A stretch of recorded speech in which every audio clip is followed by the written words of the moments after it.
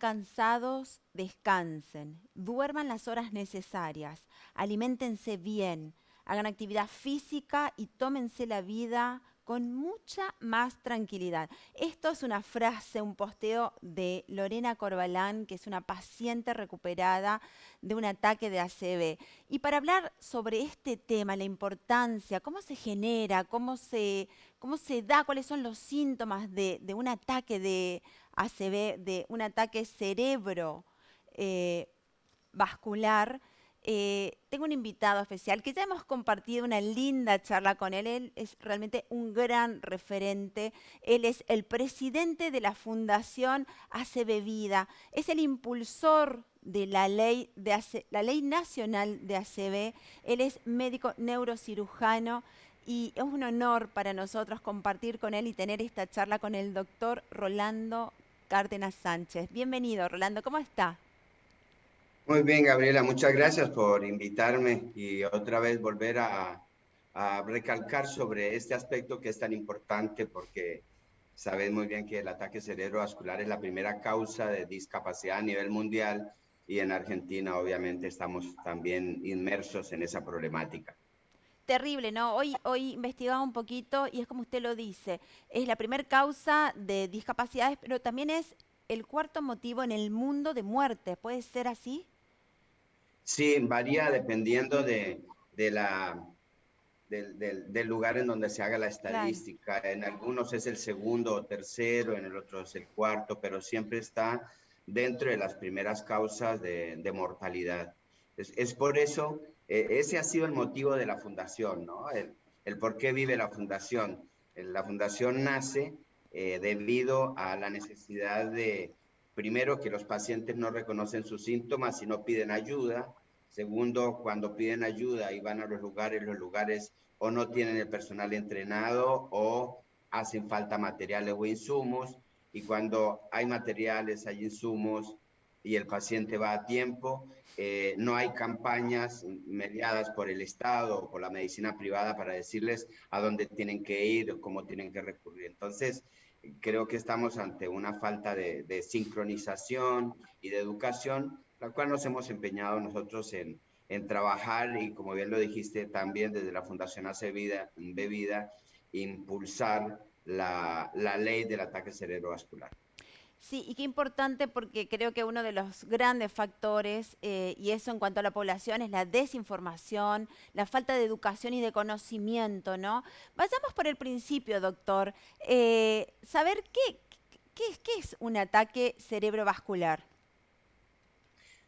Bueno, un ataque es una agresión súbita que da de un momento a otro. Estamos bien y de pronto algo pasa. Eso es un ataque. Algunos le dicen accidente cerebrovascular. Nosotros desde el Consejo de Stroke de la Sociedad de Cardiología decimos que es un ataque porque conocemos quiénes nos agreden o quiénes producen esa lesión. Pero en todo caso es un evento neurológico que se produce de un momento a otro. Uno está bien en su casa, charlando, comiendo con sus amigos, está con su familia o está durmiendo y de pronto una arteria del cerebro se tapó y esa parte del cerebro no funciona y el síntoma se ve inmediatamente. Pérdida de fuerza en un brazo o en una pierna, dificultad para hablar o visión borrosa en un ojo, ceguera en un ojo o un cambio de comportamiento brusco, uno dice, acá está pasando algo, algo no funciona, eso es un ataque cerebral. Claro. Entonces, cuando uno lo aprende a reconocer o cuando uno le dice a la gente, mire, usted reconozca esto y volvemos a repetirlo, pérdida de fuerza en un brazo o en una pierna, hubo hormigueo en la cara o desviación de la cara hacia un lado, dificultad para hablar o ceguera en un ojo, cualquiera de sus síntomas es un ataque cerebral. Compárenlo como cuando le dan un infarto de miocardio. Sí. Ahora todo el mundo sabe que si uno hace así, ay, por lo menos si lo ve desde lejos y hace así, es porque algo está pasando en el corazón. Queremos que eso mismo ocurra cuando alguien está con algo en la mano y se le cae porque no tiene fuerza en la mano o tiene alguno de los síntomas que decimos. Claro. Y eso todo además sucede en segundos, ¿no? No es algo que va en forma paulatina, o sea, primero me pasó algo a las horas o al día. ¿Es todo como muy rápido? Claro, lo que pasa es que a diferencia de lo aparatoso, cuando uno tiene se le rompe un aneurisma, que sería otra forma de una ACV, cuando uno se le rompe un aneurisma o tiene una hemorragia cerebral, el dolor de cabeza es terrible, entonces es como mucho más llamativo y si pierde la conciencia se cae al suelo, entra en coma, entonces como que la alarma es más importante y como que uno va a atender a esos pacientes inmediatamente. O como que la gente alrededor se da cuenta de que algo no funciona bien. En cambio, cuando una arteria del cerebro se tapa, no pasa nada de eso. Estás en una cena, estás con un amigo, estás con las amigas, estás chismoseando cualquier cosita y de pronto el hormigueo en la mano y entonces empieza a decir, ¿qué tiene? No, nada, es una cosita ahí medio como esta manita como que no me está funcionando muy bien. ¿Ves? Sí, Eso lo graficamos muy bien en nuestra película Desde Cero, que hizo la Fundación ACB Vida, donde demuestra la profesora dando una charla en la clase y de pronto está escribiendo y se le suelta la tiza. Yo estoy escribiendo en el tablero, se le soltó la tiza y entonces lo que hace es así y no recurre inmediatamente y deja pasar las horas. claro, ¿Ves? O si no, el otro dice, no, la cara, uy, se me torció, me nota algo raro, qué sé yo, entonces ya hay un síntoma, ¿ves?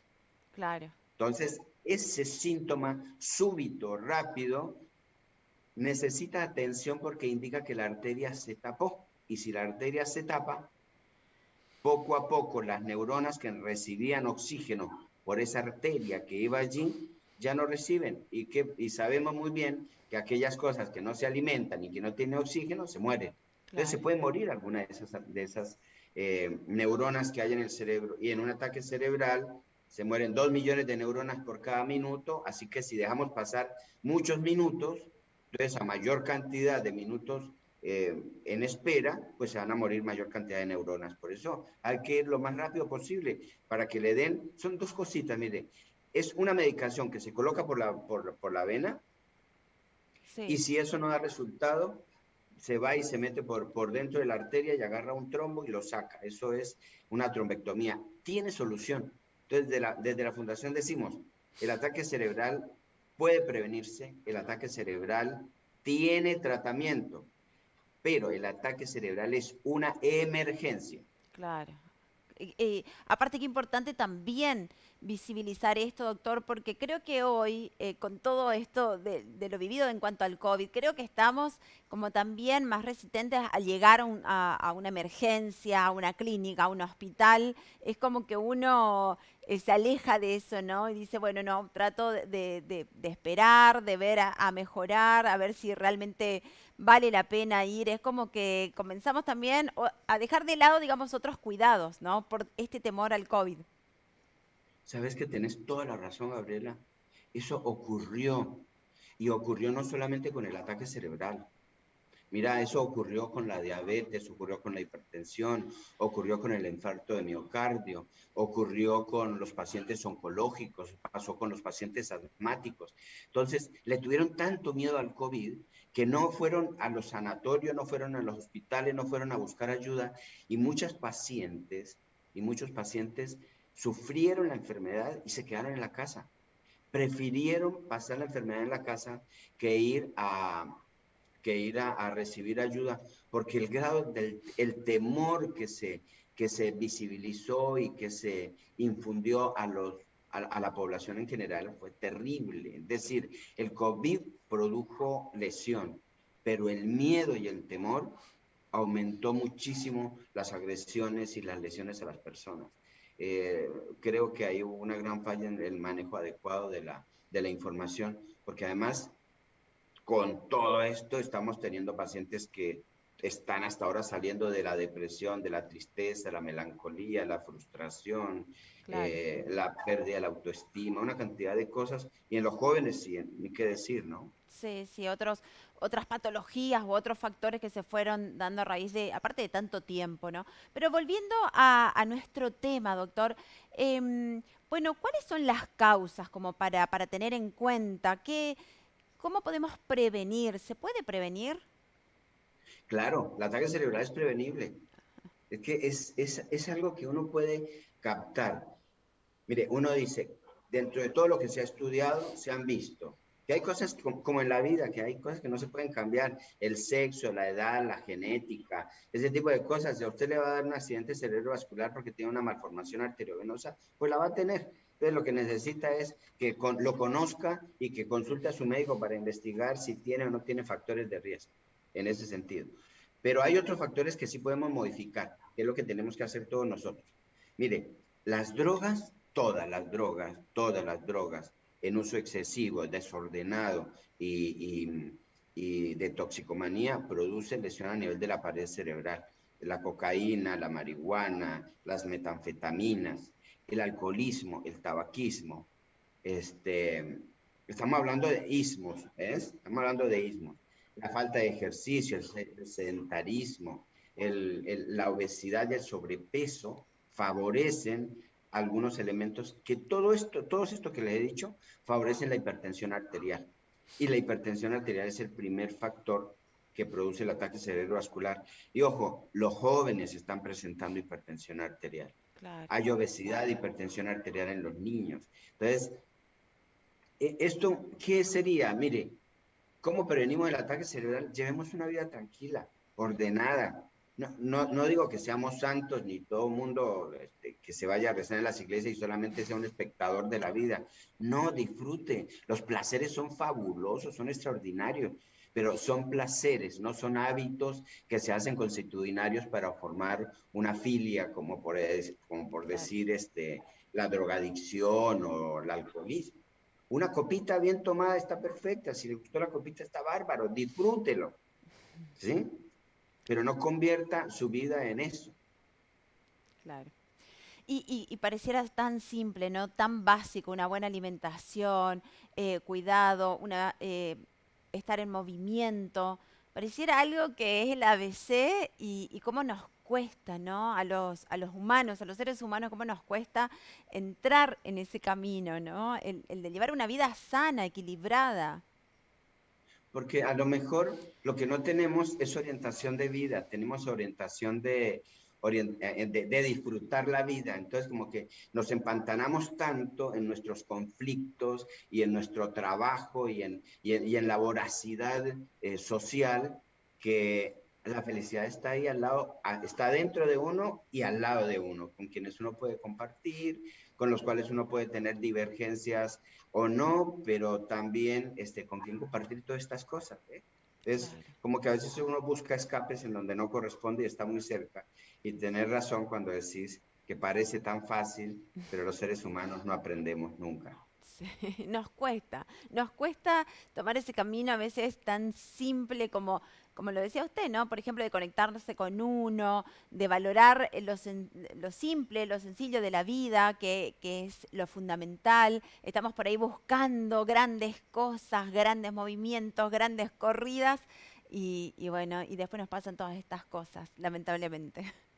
Sí, ayer yo salía por acá, por el lugar donde vivo, y vi un arbolito y me senté a mirar y a escuchar los pajaritos haciendo el trino y no sé, como que el disfrutar de la naturaleza es algo tan simple, tan barato, y a la vez es tan sencillo que esa misma sencillez uno, como que si uno se da media vuelta y ve lujos, ve dinero, ve éxito social, ve tantas cosas que como que hemos aprendido que es el éxito y no tenemos esa cuestión simplista de decir, mire, lo lindo que es salir a correr, no estoy gordo, estoy en sobrepeso, pero no estoy enfermo, me curé la presión arterial, he disfrutado de compañías, he disfrutado de mis amigos, la amistad. Vos sabes que la gente en soledad tiene es más propenso a estar enfermo por cuanto se encierra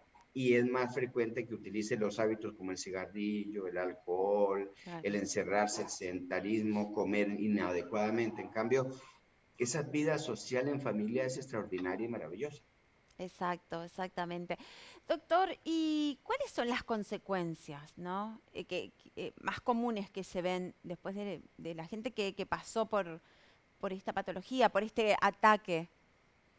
Hemos tenido muchos pacientes en diversas formas de poder tener las secuelas. Mire, yo le voy a contar dentro de las que tengo 5 experiencias como para que sean así muy rapidito. Una de ellas, un paciente dueño de una empresa el cual la manejaba perfectamente, era el que tenía el carácter para poder manejarlo. Tuvo el ataque cerebrovascular, se le ocluyó una arteria del cerebro que modifica la parte conductual y quedó moviendo los brazos, las piernas, hablando bien, estando como el que lo ve de afuera y se no pasó absolutamente nada, pero perdió la capacidad de tomar decisiones. Ay, no. Tuvo trastornos, ¿ves? La función ejecutiva se le dañó y quedó dentro de un mutismo akinético, es decir, un tipo callado, que no tomaba decisiones, no le interesaba el medio. ¿Eh? Claro. Impresionante, impactante. Una, claro, un paciente que tuvo un ACV hemorrágico por una pequeña malformación en un área de parietal, jovencito, estudiante de ingeniería, tendría unos 28 años, estudiante de ingeniería, exitoso, agradable, simpático, bonachón, eh, le dio un trastorno de la memoria inmediata, entonces no se acordaba lo que había desayunado o lo que había comido. Wow. O un pintor que pintaba al óleo espectacularmente bien, fue director de noticias en noticieros muy importantes y demás. Tuvo una ACV también, tuvo un ACV hemorrágico en el área derecha, tuvo pérdida de la función de su hemisferio del lado izquierdo y no podía comunicarse con los demás porque si bien entendía lo que le decían, no tenía la capacidad de poder expresar, tenía una fase de expresión. Entonces, hemipléjico del lado derecho y con dificultad para expresarse. Qué Logró impactante. rehabilitarse, porque después hablamos de eso, pero esa se pudo haber sido una manifestación. Es decir, ya no pudo pintar al óleo más por el lado derecho. Después se rehabilitó y lo hizo con el lado izquierdo. Después tenemos otra niña que tuvo un infarto también frontal, que era una chica divina, preciosa, muy buena hija, obediente, estudiosa. Bueno, después su conducta cambió hasta una desinhibición muy grande y muy importante. Es decir, que hay muchas formas que pueden ocurrirle a una persona cuando una arteria del cerebro se tapa. Por eso hay que estar atento y buscar una atención inmediata. Hemos visto en televisión casos muy importantes de gente que ha tenido ataque cerebrovascular y que no se han recuperado. No voy a dar nombres porque no quiero, pero hemos tenido un cantante muy importante que tuvo un infarto cerebral, duró en coma durante mucho tiempo y finalmente falleció. Sí. Entonces decimos, también, ¿no? Y hay otros casos de pacientes que han tenido ataque cerebrovascular y que se han recuperado completamente. Exacto. Y ahí uno ve, ¿no? Y toma conciencia de la importancia de, como dijimos recién, prevenir tratando de tener una vida lo más equilibrada y sana y natural posible. Y ante cualquier síntoma, accionar, acudir o ayudar a otro, ¿no? Eh, a, a una intervención médica Sí, urgente, urgente. totalmente. Mire, lo que nosotros hacemos desde la fundación es por experiencia real, muy próxima a la fundación, y fue lo que desencadenó la fundación, es que alguien ahí de adentro tuvo un ataque cerebrovascular con un trastorno, fue a un lugar para que lo atendieran y en el hospital no había tomógrafo, no había medicación, no estaban desarrollados los protocolos, no había dónde derivarlo porque ningún otro hospital lo recibía, las ambulancias no servían, no lo mandaban, no había dónde derivarlo y no estaba la ambulancia. Así que bueno, eso desencadena también que trabajemos en muchas esferas. El ataque cerebrovascular ha cambiado muchísimo la vida de las personas. Nosotros yo pertenezco al Colegio Argentino de Neurointervencionismo, donde estamos trabajando muchísimo precisamente para reactivar esta conciencia, y desde la Fundación ACB Vida estamos haciendo entrevistas en todas las provincias Ujú. para que todo el mundo sepa a dónde acudir en cada provincia, porque cada provincia, hay 2 o 3 que todavía no tienen nada, pueden encontrar a profesionales adecuados, a infraestructura adecuada, y faltaría desarrollar la educación hacia la población como para que esto se desaparezca. Imagínate una persona de 30 años, ¿cómo queda hemipléjico, afásico? Claro. Después o una persona con una vida hecha, con una familia. Claro. Sí, ¿Sí? sí, no, traumático, extremo totalmente. Yo vi a través de la cuenta del Instagram de la fundación la charla que tuvieron el pasado 14, el pasado sábado con el doctor Marcelo Pereira aquí de Corrientes. También muy interesante en ese recorrido por provincias que van realizando y que es importante, como lo dijo usted, saber qué hacer y a dónde acudir, ¿no? Sí, el doctor Marcelo Pereira es un muchacho joven Sí, con un ímpetu muy grande y ahí uno dice donde la juventud lleva cosas, ¿no? Decidió regresar y estar allí en Corrientes. Allí tienen una red importante, pero falta todavía el trabajo hacia la población, pero tienen algo hermoso como para poder desarrollar y decir, mire, con lo que nosotros tenemos acá en Corrientes, se tiene que, digamos, todo el mundo tiene que tener el tratamiento contra el ataque cerebrovascular antes de las 3 horas. claro. ¿Por qué? Porque cuentan con una red, cuentan con medicación, cuentan con infraestructura y cuentan con las dos alternativas terapéuticas, que es la medicación endovenosa y el tratamiento por trombectomía. Todo, aparentemente, hay una red en donde el Estado provincial se ha encargado, y es en lo que nosotros hablamos mucho a nivel nacional. El Sí. Estado tiene que enfrentar esto porque es la primera causa de discapacidad. Ahora, aquellas personas que sufrieron el ataque cerebral, estamos hablando para prevenir que no Claro, pase, hablamos de todo lo malo y demás, pero Lorena es una divina completa, Lorena Corbalán, nos decía lo mismo, escuche su cuerpo habla. Entonces, cuando su cuerpo le dice que está pasando algo, no le diga que no, escúchelo. ¿Por qué razón? Porque seguramente esto es lo que a usted lo va a llevar a tiempo para recibir ayuda y necesitamos ayuda del otro. Y si usted sufrió un ataque cerebrovascular, y lo repetimos en la fundación también, después del ACV hay vida. A lo mejor otra, pero hay vida. A usted se le tapa una arteria, pierde un funcionamiento del cuerpo del lado izquierdo, del lado derecho, perdón, y no puede hablar y no puede mover, resulta que se descubre, como en toda crisis, que puede hacer otra cosa. Esta persona que yo te decía que había sufrido una hemiplegia y que pintaba al óleo hermoso, sí. después con rehabilitación logramos hacer que hiciera exposiciones en varias galerías de cuadros al óleo hechos de otra manera, pero pintados con la mano izquierda. Qué maravilla, qué maravilla. ¿Eh? Un gusto, doctor. La verdad que maravilloso poder conversar con usted. Aprendemos, informamos a la gente y con este tema tan importante, ¿no? Tan fundamental el estar atentos, al escuchar a nuestro cuerpo y respetarlo. Así que muchísimas gracias y le deseo que siga bien y seguramente muy pronto vamos a estar conversando nuevamente porque en octubre es el día, ¿no? De la prevención. El Día Mundial del Ataque Cerebrovascular es el 29 de octubre, pero desde la Fundación les tenemos una sorpresa para antes, en Sí, donde vamos a dar a la población una gran noticia. Así que bueno, bueno. con todos ustedes, nuestra red es Fundación www.acbvida.org o en Instagram o Facebook o en YouTube nos van a encontrar. Muchas gracias, Gabriela. Gracias a usted. Que siga disfrutando este hermoso día. Hasta la próxima. Hasta la próxima, gracias.